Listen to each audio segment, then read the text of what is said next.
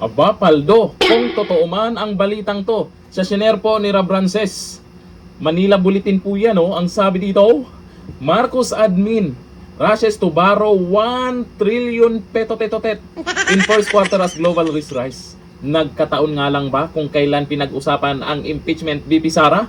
Ang laking pera. O ayon dito sa post ni Rabrances, what a coincidence. Perfectly in time for impeachment. Oo nga naman eh.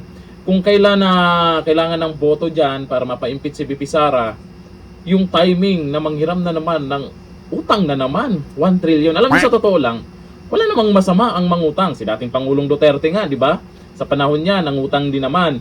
Pero yung perang inutang, nakita ng taong bayan kung saan ginamit yan. Maraming mga proyekto, mga big project talaga, build. Ngayon, eto, matindi to.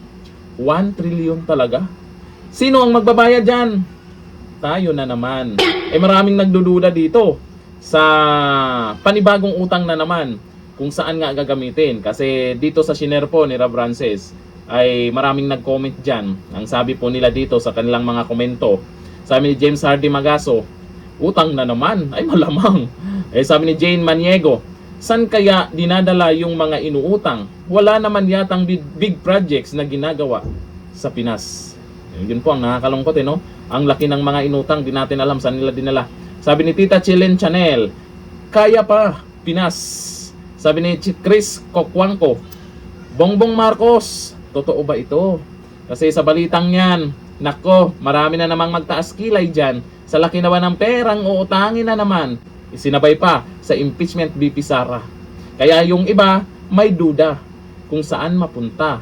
O ayon dito kay Robinson Bolos, best president ever daw yan. I-extend pa nga daw eh. I-extend pa daw nila yan. Sabi ni Cristina Reyes, kung makautang akala mo siya lang ang magbabayad. Yun nga ang nakakalungkot dyan. Kasi tayo din naman ang mamoblema niyan balang araw. Nangyayari kasi ngayon, mukhang tinalo pa natin yung pandemic, di ba? Akalain mo nung pandemic, nagkaroon nga ng utang yung gobyerno noon.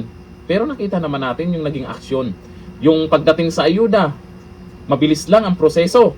Di ba? Halos lahat natugunan naman. Ngayon, may krisis. Maraming nagrereklamo. Paano kaya kung si Dunyor ang naging pangulo noong pandemya? Lahat tayo nga. Sabagay, marami na ring gising na. Nakikita naman nila ngayon kung ano talaga yung totoong mga nangyayari. Pero pagdating sa impeachment kay BP Sara, nako, may mga congressman dyan na mukhang nag-isip-isip na. Hirap na silang ikumpleto yung numero na para maiakyat sa Senado. Abangan natin yan pagdating sa botohan at kilalanin natin yung mga congressman na pumabor sa impeachment BP Sara. Dito sa utang, kung totoo man yan, wala tayong magawa dyan. Binoto natin yan.